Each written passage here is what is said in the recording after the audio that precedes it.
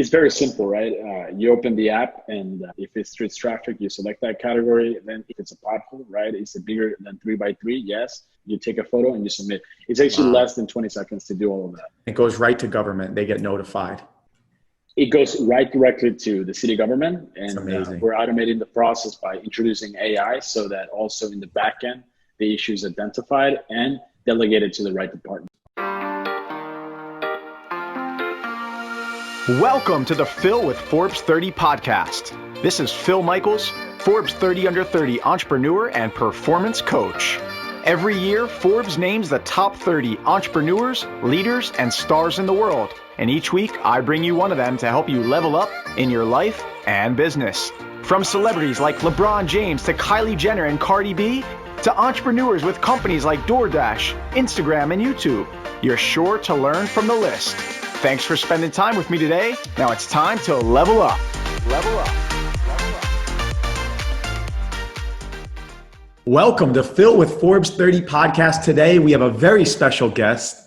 He's worked at the U.S. Senate, White House, USTR, driven by his passion for technology and civic engagement. In 2017, he co-founded Irys, formerly known as CityFlag, that developed the first ever social network for 311 services, which is customer service for government, which allows residents to easily report issues to local government. He graduated from the University of Texas at Austin. Please welcome Beto. Very excited to have you here. Welcome. Thank you, brother. Thank you. Thank you so much, Phil. And congratulations on the work that you're doing on this podcast. By the way, I'm a big fan of Phil and everything that he does. When he talks about, when we talk about community building, one person that knows how to do that is Phil in every aspect. So I'm glad that you're doing this. It's not only helpful for the community of Forbes, but I think this is really helpful for all entrepreneurs out there that are trying to learn about what other young entrepreneurs are doing to move forward in their careers. Thank you. That means a lot. And that's exactly the idea. I mean, we were just talking about, before we hit the record button, we were talking about how amazing this community is in Forbes. And we were such a close-knit community. We actually just had a reunion this past weekend together after our 2-year trip in Israel. And we were just talking about how amazing this community can be at driving impact when we all come together around a common idea or cause. We just raised over 40,000 euros for a small hospital in Italy because one of our Forbes 30 Under 30 members had been close by. She's a doctor and really needed help there. And so just coming together with one simple idea, it sparked the energy. And I love that about our community. That's right. That's right.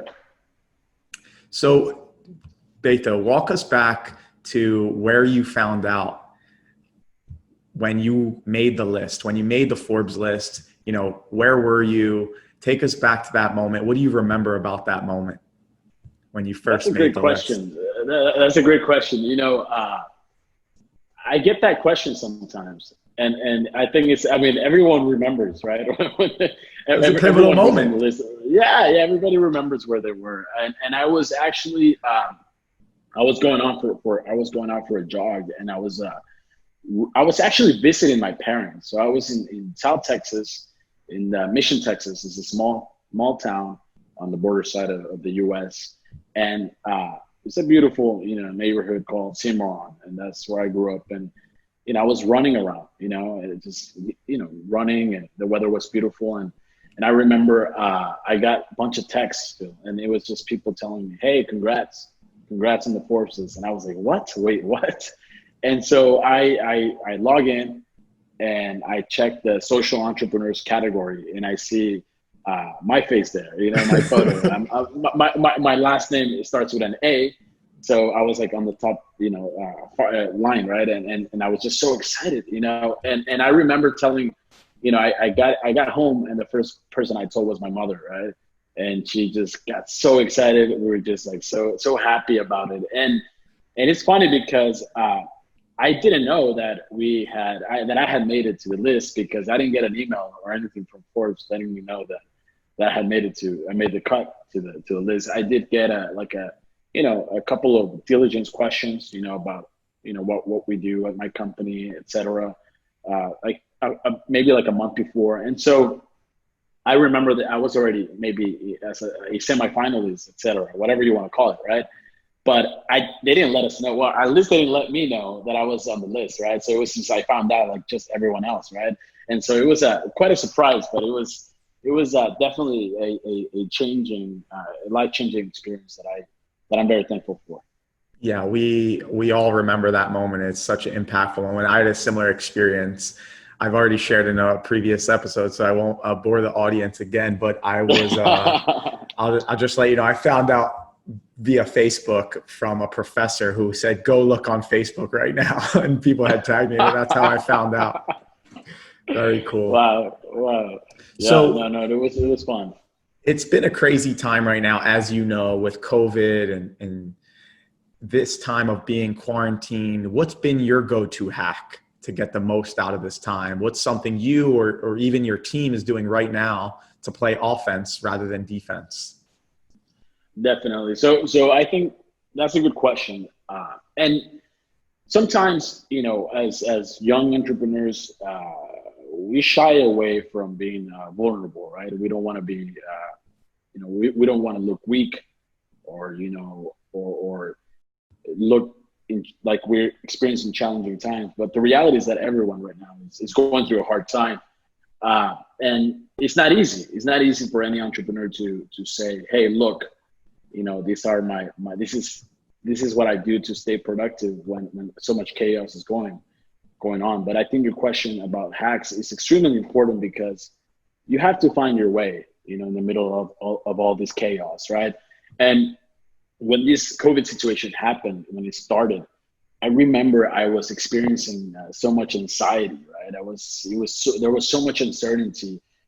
Phil and I are in several groups on WhatsApp with other Forbes members from around the world, and everyone, you remember that, right, Phil? Everybody was commenting about it, right? Everybody was trying to every day find an idea, solution, data. And so just like that, those groups, everyone around me was just talking about it, right, too, as well. So it was chaotic. And I guess I at one point I took the whole situation personal, right? I was angry. I don't know. I was trying to channel my anger towards, like the responsiveness from government or responsible, actors in the medium. But the reality was that, nobody has dealt with a pandemic before. Even when I talked to my grandmother about it, she's over 80 years old and she has never gone through a pandemic, right? So all the leaders that we have today are going through the same situation, right? I mean, and so why was I angry at them, right? And the reality is because I was feeling anxious and it was an uncertain moment for me, right? Just like a lot of folks out there, right? And so I took on Twitter and I was tweeting all these tweets and trying to find my way through there. But one hack that really helped me, be grounded and to understand that, this will be soon, at some time. It will be over, at some point, was being present, right? So my number one hack, if you ask me today, what has been your number one hack during the pandemic, is to be present, to really, understand that your presence matters to others as well, right? And to not get caught up just being on digital mediums all the time. Because the reality is that the more we spend indoors, the more time we spend indoors, the more time that, we're going to be spending on our phones, on our computers, on Netflix. I mean, it's the typical, it's normal, right? I mean, we're humans. But you got to be present. You got to be present for others. You got to be present for yourself, right?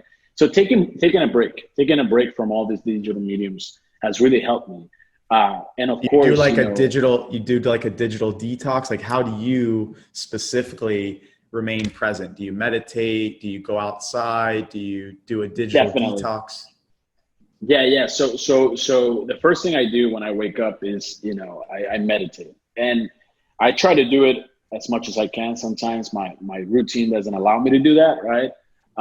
But the first thing I do is wake up, not look at my phone, like seriously, like not look at your phone, because at the moment you wake up and you stare at your phone, your phone screen, I mean, your day is going to change dramatically because you're starting your day off reactive rather than proactive. Exactly. You already have all this stress coming into you, right? From emails, your texts from your, team members, from your company, or if you work at a, corporation, from, other peers. And so it's, I'm not saying that it's toxic, but it's not productive. Right. And so the first thing I do is not look at my phone. Right. Although, hey, I'm human. Right. I do it sometimes. Right. But I try to be disciplined and not look at the phone right away. Maybe it takes 30 minutes before I look at my phone. And just with 30 minutes, things change. Right. You do your routine in the morning, you meditate. If you have the time to meditate.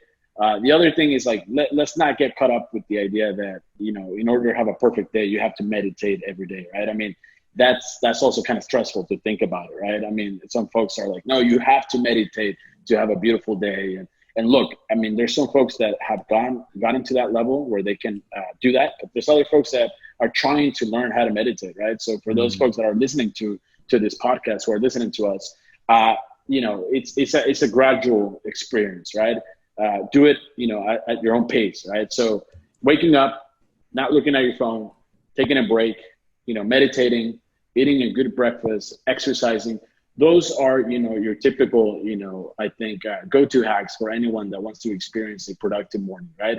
But it's how you do it, right, that will define, that unique approach to, finding your own hacks, right? Because do you have a particular way to meditate? What is your form of meditation you like? Do you use an app? Yeah, guided? I use Headspace. Andy Puddicombe. And it helps me a lot, right? I mean, it really guides me. Again, I'm no expert at meditating, but I think one idea that I wanted to explore about a year ago or 2 years ago was leadership, through mindfulness, right? Through being mindful. And, meditation really plays a big part in becoming a mindful leader, right? And it's not to be cheesy or, trying to go with the trends. I think meditation has always been there for the last, 30 years. It's until recently that we've seen, younger generations, let's talk about the millennials, right? Millennials, looking into these new, these practices that seem new to some other folks, but the reality is that they've been there forever.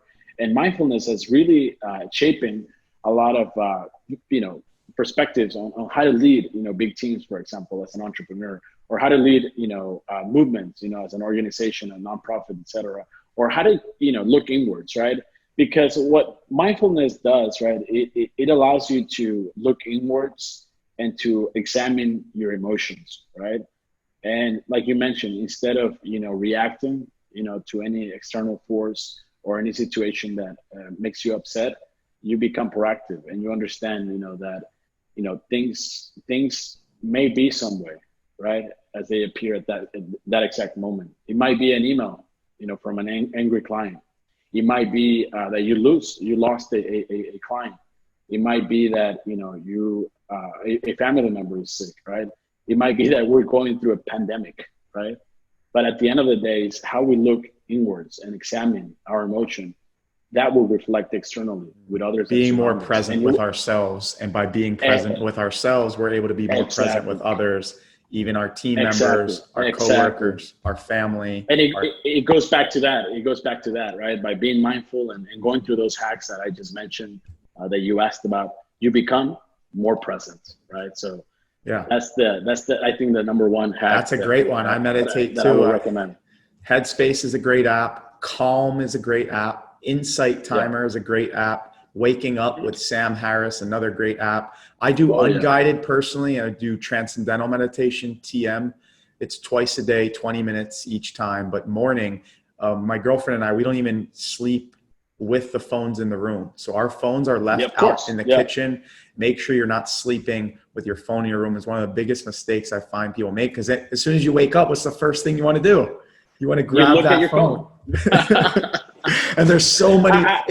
This is a great point you made, actually, is we have even more distractions now, more external stimuli coming in now than ever before. So it's even more important to be mindful, to be present. And the way we get more present is by being more mindful. The way we become more mindful is by practicing meditation.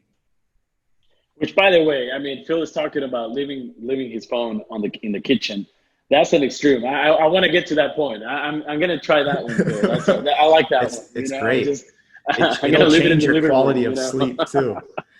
So we get to probably talk.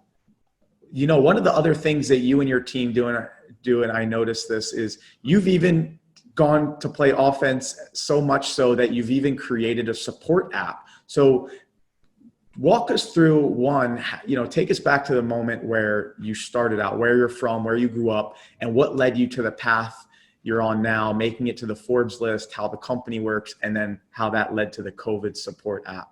So we can get a good context. Yeah, definitely. So I was born and raised in South Texas. You know, I grew up in this bicultural, you know, environment where I had both the you know, the traditions of the American culture and the richness and culture that Mexico offers merge into one vision. It was a delicious experience because the food was also great. But you know, for me, you know, growing up meant in that environment meant that I needed to understand two cultures, right? At first, it wasn't easy. But, you know, growing bicultural teaches you about empathy. It teaches you about other people's, you know, cultures and religions and, you know, perspectives on life. And it was a beautiful upbringing. And, but it also came with its challenges, right?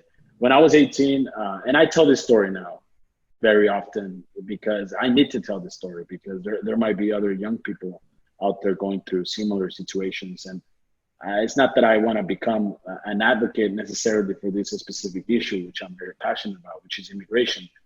But I need to talk about it because I need to inspire action and let other young people know that it's going to be okay.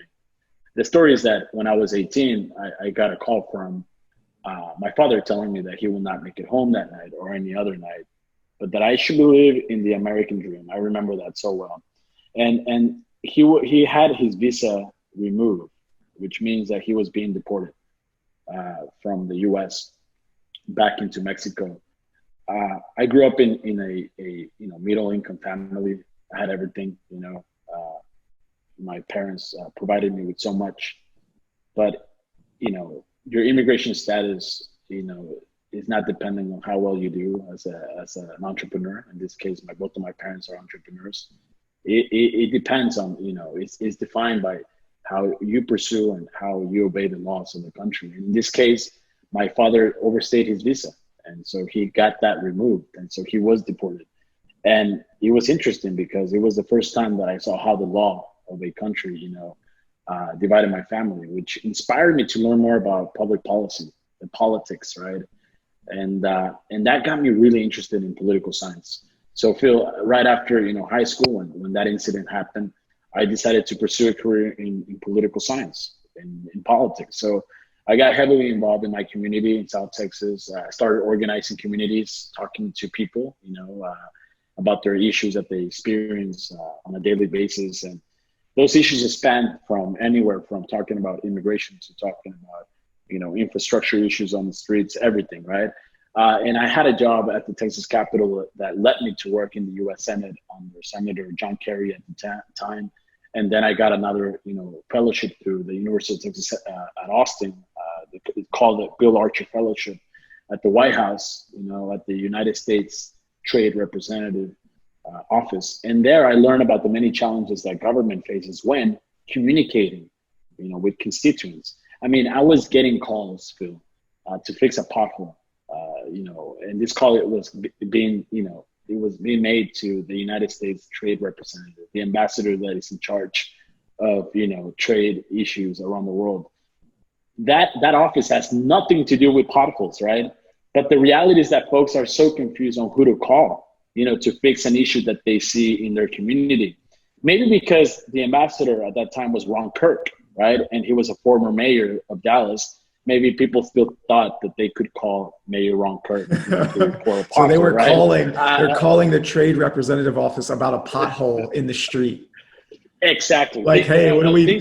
Yeah, exactly, things of that nature, right? And also on Twitter and other mediums, we're getting like really funny tweets. Because there was no way for a resident to directly communicate with government in a seamless, modern, technological way. Exactly. Inspired you to launch your company.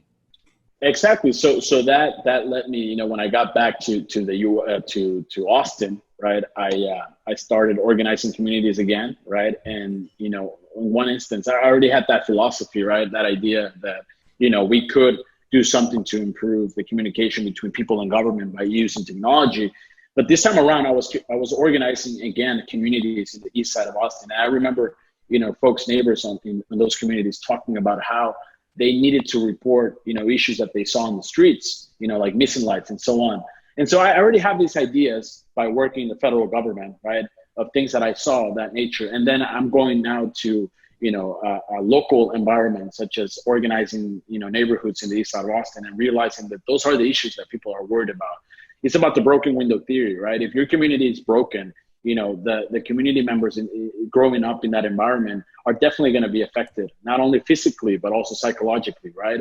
And so I got together with my co-founders and we decided to launch City Flag, now Irys, right? With the whole idea that we could create some type of platform that enabled communication between governments, local municipalities, and the people, the residents, right?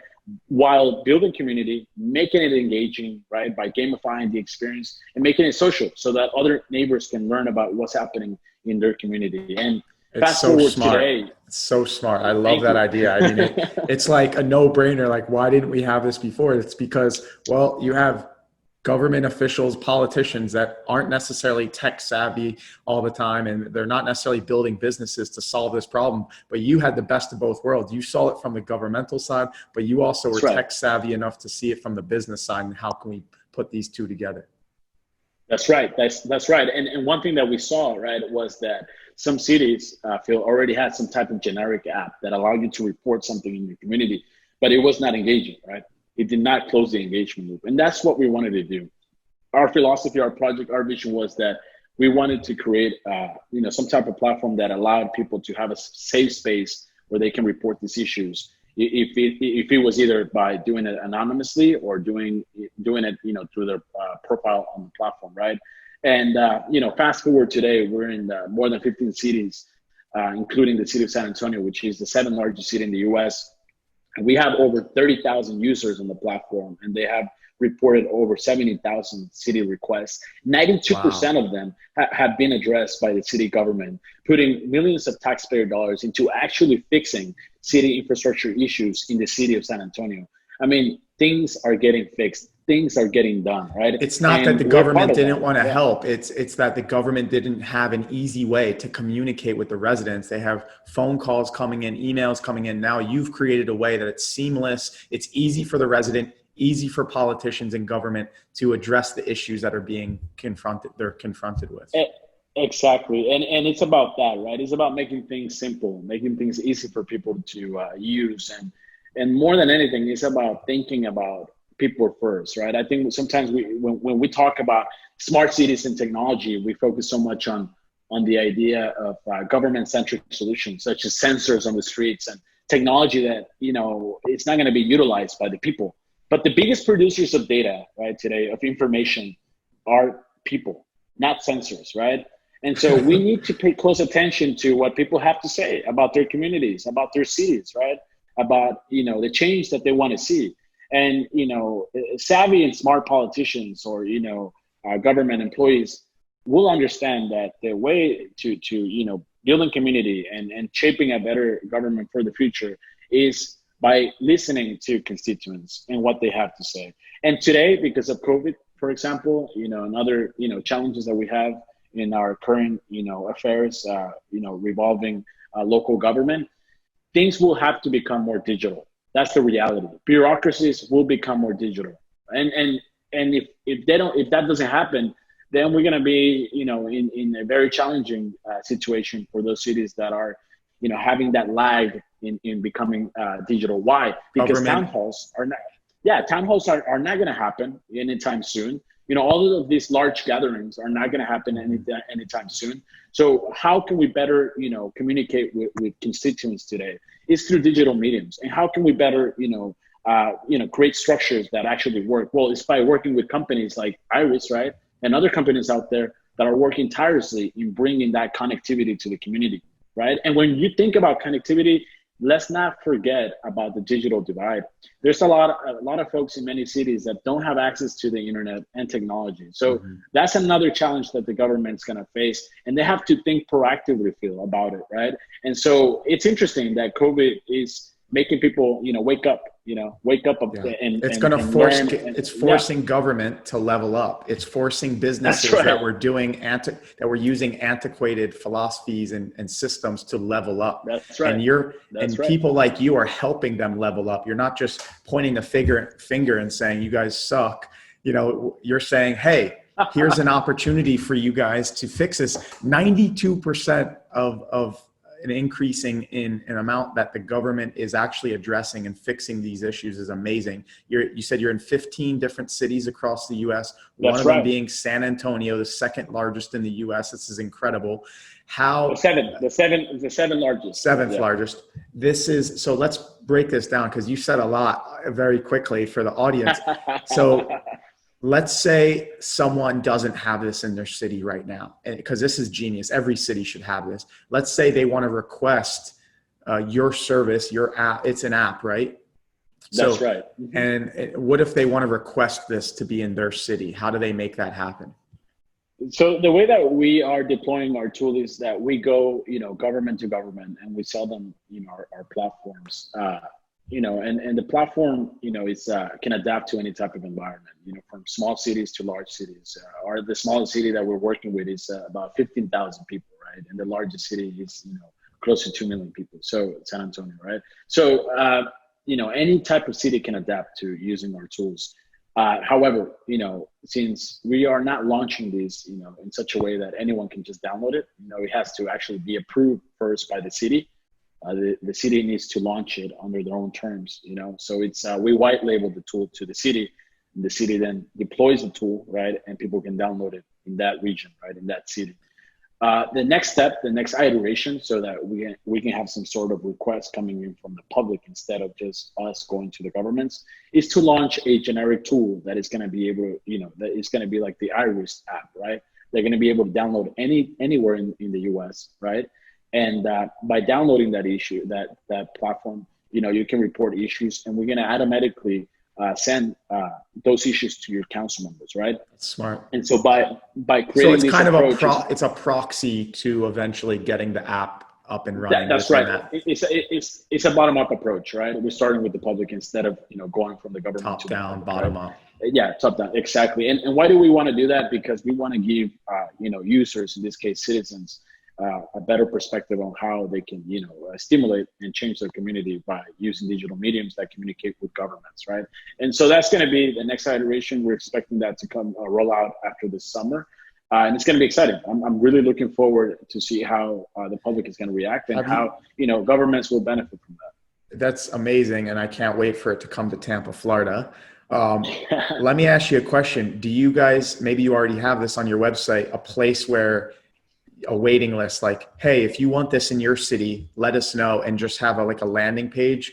Like for us, our ed tech company, that's exactly why we moved.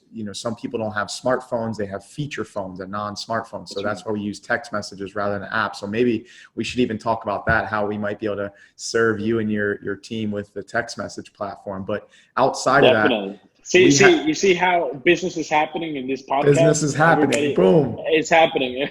Connections, relationships. I love it.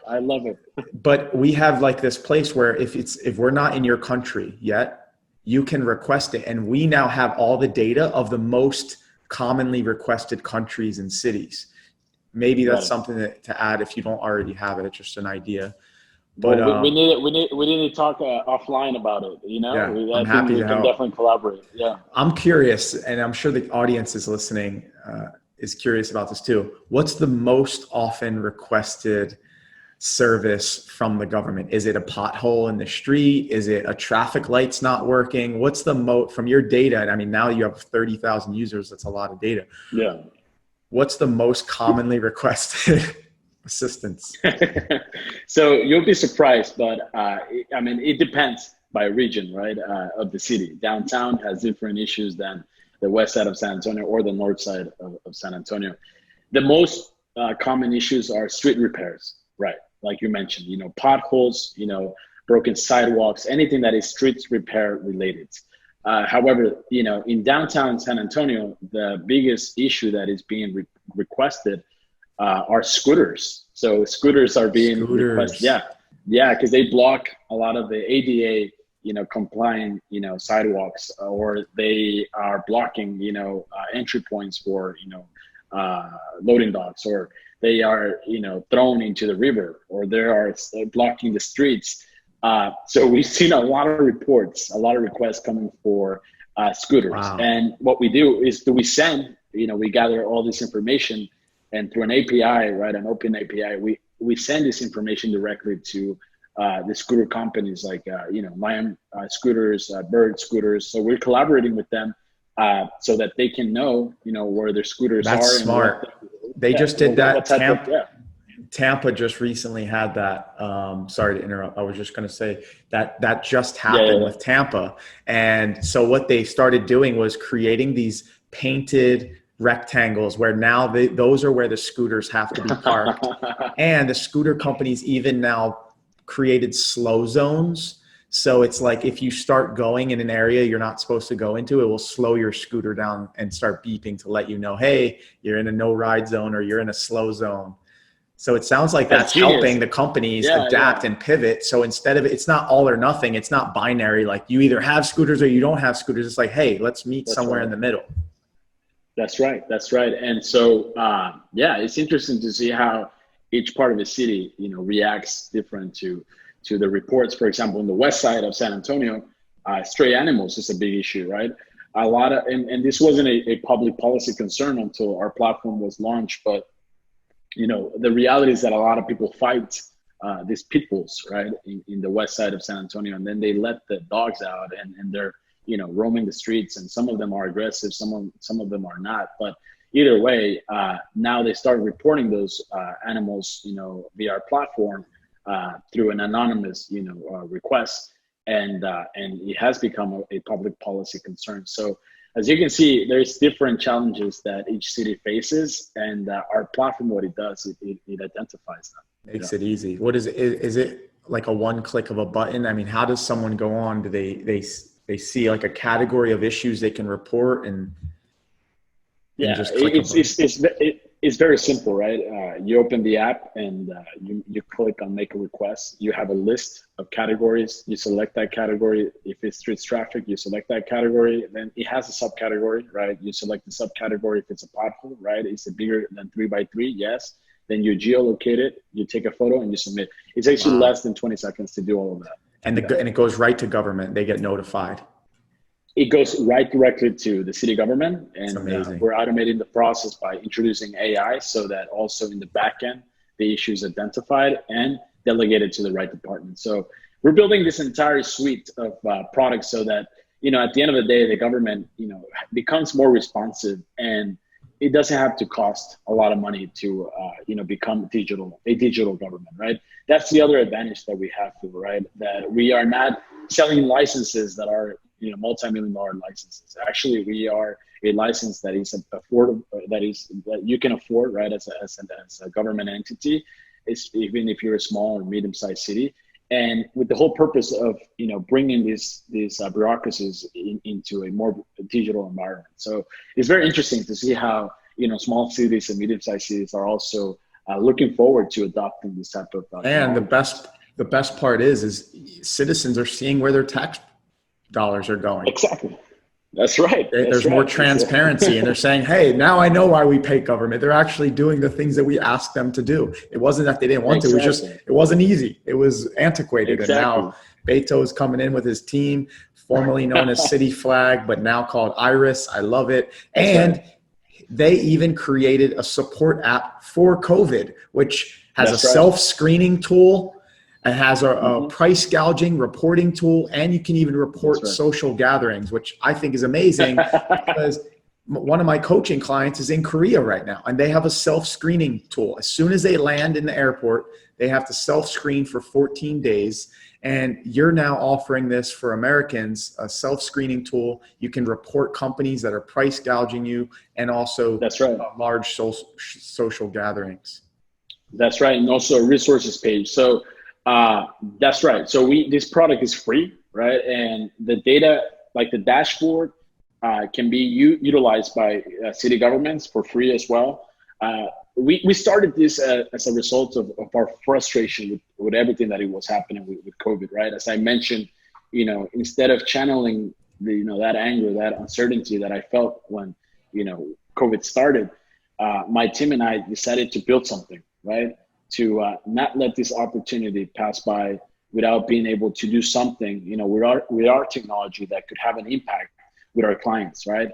And so we decided to build this platform that today is being utilized all around the world, not only in the US. I mean, people in London, people in Italy, people in Spain, in Mexico, in South America, everywhere. They're using this platform everywhere, right? And So what it does, anyone in the world can use this platform right now. Anyone. So if you're a government, right, or if you're listening to this podcast and you know of any city government that needs that data or that type of information, let us know, right? We'll contact them. And this platform is completely free, right? And the data is owned, by the cities and municipalities with the whole purpose and intention of building, a smart community so that they can respond accordingly to the crisis, right? But it allows you to, to do a self-screening, to report price gouging, which is a big issue in many communities, especially with the PPE products, right?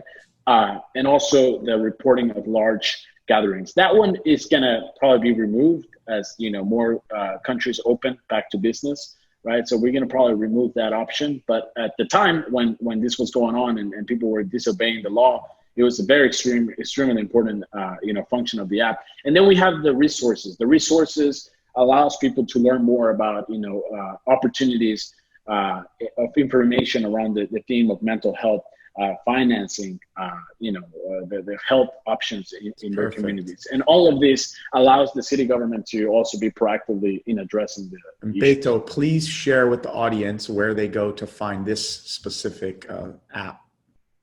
Yeah, so it's very simple, right? So you go to COVID, so COVID 19.heyrys.com. Hey Irys is spelled HEYIRYS. So it's Irys with a Y, right? .com. So COVID19.heyrys.com. Very simple, right? And you can access all the information that you need directly from that portal. So amazing. It's quite an interesting tool. We see a lot of it. It's being used everywhere. That's so cool. And then where do listeners go to connect, or if you're a city government listening, municipality, for just the regular version of Irys? Heyrys.com. So HEYIRYS.com. And drop me a note. If you say that if you're a city government, and you heard this podcast, or of anyone that is that works in government, recommend them. Say that you heard us through Phil's podcast, and we'll give you a 1 month free pilot for your community to use the platform. Wow. And so we're doing that. Thank you. That's very generous. We're working with a lot of city government.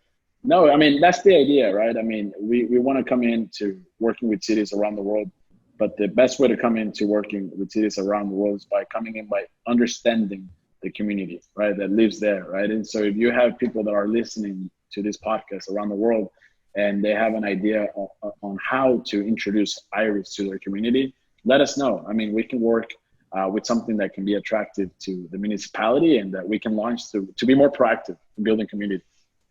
I love it. Thanks for sharing that. And we're going to transition now into something I like to call the under 30 seconds round. All right. I'm going to fire off a few questions and answer them with the first thing that comes to mind. You ready? Sounds good. This is interesting. I like it. All right. Number one, what is the book you've gifted more often than any other book, and why? Neolocalism by Bruce Katz. It talks about how cities are becoming powerhouses in this economy, and it's important to think locally, not just globally. Love it. And number two, what's one of the best and one of the worst investments you've ever made, and why? The best investment. So I will say that, of course, my investment in time and effort, right, in sweat equity in my company, that's been the best investment that I've done. To any entrepreneur out there that is willing to take that leap of faith, that risk in starting their own companies, you're going to invest all of your time, and all of your time also is money, right? So think about it, but do it, because it's going to be the most rewarding experience. And, Phil and all of his guests will, attest to that. The worst investment, I would say, that's a tricky one, but maybe there's so many, there's so many bad investments that I made. But I mean, something that time wise, I think traveling to unnecessary conferences that have just taken my time, right? So if you're an entrepreneur and are looking to grow, right, and meet people, I'm not saying that don't travel to conferences. Do it. It's very important. I mean, I've met a lot of people through those, environments, but they require a lot of financing, right? A lot of investment from your pocket. And sometimes they don't give you the results. So do your diligence, right? Because I've had some really bad investments in conferences that I've attended because I didn't do enough diligence. Yeah, that's actually a great point. One of the things that I had my team member do before I go to conferences is they make a list of who's going to be there, who are the speakers, and then we weight them with different weights to know who is the most relevant to us, which sessions are the most relevant to us, so we can make the most of our time there. Or else you'll pull your hair out trying to think of which session should I be at, who do I need to talk to? And then at the end of the day, you spend all this money, all this time, you traveled, and that's the opportunity cost of the time wasted from what you could have been doing in your business. Except the Forbes conference though. Now that one is a must go. I love it. It's probably one of my favorite, and the people that go, and it's so much fun. I think that's one of my favorite conferences. You're around the best in the world. That's my absolute favorite, especially the foreign ones, the international ones. I mean, those are the best. Amsterdam, Israel, Berlin, Germany. Yeah. We missed you in Berlin, but they have been insurmountable. So I'm looking forward to the next one. All right, number 3. Me too. What's the most impactful thing you do in your morning routine and the most impactful thing you do in your evening routine? So staying away from my phone for at least 30 minutes when I wake up, exercising, meditating, eating a healthy, balanced breakfast. I think that's my routine. And then in the evenings, I try to, sometimes I work late hours, and that affects my sleep, by the way. So if I stay up late, focusing too much on work, sometimes I'm going to go to sleep later, and that affects my entire circadian rhythm. So I try to avoid it. So I try to wind down around 8 or 9 p.m. if I'm working, right? I like to, relax, read a book, and refresh and spend some time with my wife and just, relax. Because if you don't relax, if you don't take care of yourself, nobody's going to take care of you, right? You gotta pamper yourself as well, right? You gotta take that long bath. You gotta, go get massages. I mean, you have to take care of yourself and pamper yourself. It's so important. It's good for your physical health and your mental health. If you don't do it, nobody else is gonna do it for you. And when you take care of yourself, you're better at taking care of other people, because when your cup's full, you're able to fill up other people. It's like the old adage of the airplane. You put on your own oxygen mask first before you put someone else's on. Definitely. And light a candle, right before you go to sleep, so you relax. I love how you're catering to all 5 senses. He's like, turn the lights down, get the bath going, get the candle lit. This sounds like a romantic evening with just, you and your wife. Well, you have to learn how to relax, man. It's tough. I think people like us that are on the go sometimes don't know how to relax, right? And so you have to teach yourself.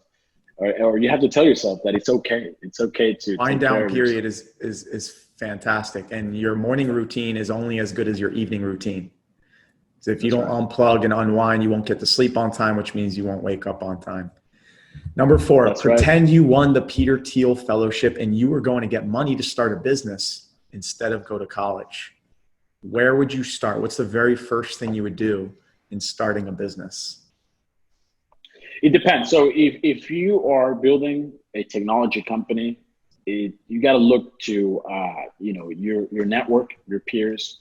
If you have a technology background, if you know how to code, then you start looking for someone that can help you on the business side or on the marketing side. If you don't have the skills to build a technology company, you look for folks that have those technology and coding abilities, right? And you surround yourself with those folks that can help you grow in that technology environment, right? And in my case, what I would do is look closely at the trends, right? I think in every era there's a trend. Right now we're going through COVID, and just like COVID, when we went through the recession in 2008, many companies came out of that, right? That came out really successful as really successful ventures, such as Airbnb. You had Uber. You had a lot of companies that were utilized by millennials because they were the most affordable and they were different, right? Maybe it's not the same case right now for companies like Airbnbs, et cetera. But there's going to be a lot of companies that will come out of this experience that we're going through right now. And so if I was starting a company, I would look at those trends and see how I can adapt and what I can build so that I can be successful in this new environment. And specifically, what I will do is travel to universities where that focus area is being researched or explored, meet with the leaders in those communities, and start formulating a plan of action and start teaming up with the right people. That's what I would do. That's actually a great point, because even if you're not going to go to college or you're not in college, you can still communicate with the local colleges. You can, of course. That's the idea, and they're doing a lot of research. Maybe they don't put that research into practice, and that's where you come in. Entrepreneurs are practical, right? Entrepreneurs are the doers, right? So you come in with that perspective of wanting to create, of wanting to do, and the researchers will offer you, their data and information, in exchange of looking, to see how their ideas can transcend from being just on a research paper. So.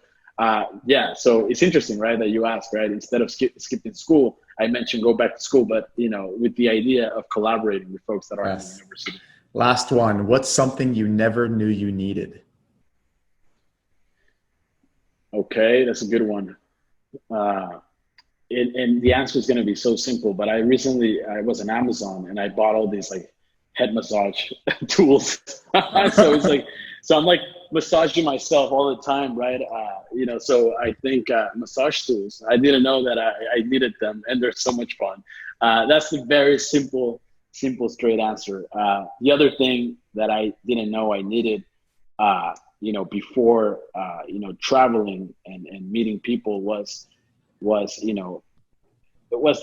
before I got into this world of traveling, just like you feel, right? That, we travel a lot. I didn't know that travel was so essential to your growth, right?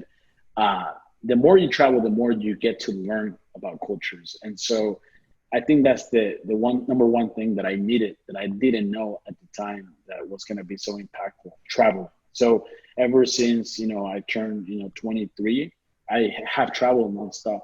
And before that, I didn't know that travel was so essential to your growth. And so I recommend it to anyone that is, listening to us in this podcast. If you have ambitions to travel, do it. It's going to help you so much. I know that we're in different environments right now, the whole COVID situation. But when things get better, please go out there and experience the world. And if not, do it domestically. Get to know your country. Beto, that's perfect advice. And thank you so much for being here today. Before you go, what's the next big goal, milestone, or bucket list item you want to achieve? Definitely. So as I mentioned, we are going through a transformation in my company, from becoming, Irys, being formerly known as City Flag, The whole idea of Irys is that, Irys is the part of your eye that allows you to see color and structure, which is your surrounding. But it's also the name of your neighbor, right? And so the whole idea is about community building. So the next big thing for Irys is to step into different communities. One project that we have that we're working on and that we're very excited about is working with the US Air Force. We just started working in military bases, and that's going to be really interesting. We're also started working with design and consultancy companies to better understand development and construction processes in big cities, and of course with cities. So we have so many goals lined up for us for Irys. So I think that the next big thing is to see how we grow within this new environment, such as the military community, the private sector, and of course continuing to grow in the public sector with the city governments that we already have. Personally, for me, is to continue to learn to build a company and to continue to learn to become a better CEO and leader of my company. It's a learning process. It's a continuous exercise that never ends, just like community building. So as I do that inwards in my company, I want to reflect it externally with my community here in San Antonio. So I want to continue to nurture the community that I live in. And one thing that I wanted to mention, right, because we see it today with so many folks that had this lifestyle of traveling, they might feel frustrated. But, my advice is for those people that are used to traveling so much to start looking inwards, right, into their domain, their cities. There's so much that you can build locally and that you can explore locally. So that I think that's the next big thing for me, to see how I can have an impact immediately in my community. I love it. And by the way, speaking of Air Force, MacDill Air Force Base is right here in Tampa. So if you need a contact there, it's the most sought after military base in the world for the U.S. military, because they have 2 beaches, 2 golf courses. I mean, there's more 4-star generals that live there than anywhere in the world. So, and it's right down the street. Yeah. So when you want to bring it in here, I keep telling you to come over to Tampa. So this might be a reason for you to make a visit. I'm excited about that. I think working with the military is going to be a lot of fun. We just got a contract with JBSA, which is Joint Base San Antonio. It's the largest U.S. Air Force base. And so if we do a good job there with the platform that we're introducing, which is the same community building platform that is being used in cities, but now it's going to be for military bases, we're definitely going to make our way to Tampa in Florida. And I can't wait to visit you. It's such a fun state. I mean, every time that I'm there, I have so much fun. You have the beach, the people, the food is great.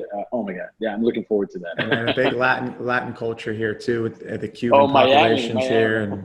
But I'm actually, this made me think of it. Before you go, I mean, I love talking to you. I could talk to you for hours, Beto. If someone's listening right now and they're trying to get their business into government or military, what advice would you give them trying to enter this industry? So it's not an easy industry. That's the reality, right? I have a lot of friends that, have scaled their business that's a lot faster by working with the private sector than just the public sector. But think about the lasting impact that you're going to make. Think of yourself as a social entrepreneur, because anyone that is working for the public sector or introducing solutions to the challenges that the public sector is facing is a social entrepreneur. So you're going to have the reward of going in and making lasting impact, and people, will benefit from your technological or any type of service or solution that you offer, right? And be patient, right? And remember that, working with government requires a political savviness, right? In understanding how to maneuver or navigate, the way that government works. But the results will be there, meaning that, once you start working with government, you'll realize that these government contracts are sticky and you can stay there, for a while. You can work with them for a while. They want to work with partners that will enable them to grow, right? And vice versa. You want to work with partners that will enable you to experiment with tools that can have a better impact in your community. So be patient, understand, how to navigate the government waters. And number 3, know that you are a social entrepreneur and that your impact is not only to benefit financially, but also you can have a lasting social impact that is going to benefit, your spirit as a whole, as a leader. And it will make your local mayor look good. So thinking about that, Of like course. how will this make their reelection look? So if you can make them look Exactly. good, it sounds like you can paint a nice picture for them. And where do listeners course. go to connect with you directly? Yeah, so they can follow me on Twitter or Instagram at Beto Altamirano. So BETO ALTAMIRANO. I'm very active on social media. So if you follow me, send me a nudge, tell me that, you heard me on Phil's podcast. I'll follow you back and can't wait to, learn about what everybody is doing that is listening to this podcast. Thank you, Beto. Thank you, ladies and gentlemen, for being here today. We learned so much. We learned how to be savvy with the government, how to get your product or service in the doors. We learned how to communicate with your government. We also learned how to pamper yourself. Take care of yourself, people. I hope this episode helped you as much as it helped me. Have an amazing day, and thank you so much, Beto. Thank you. Thank you, Phil, and thank you for everyone who was listening to the podcast. Have a great day. Thanks for joining us today. I hope this episode helped you as much as it helped me. Who do you think would benefit from hearing it? You can make an impact on their life by sharing it now.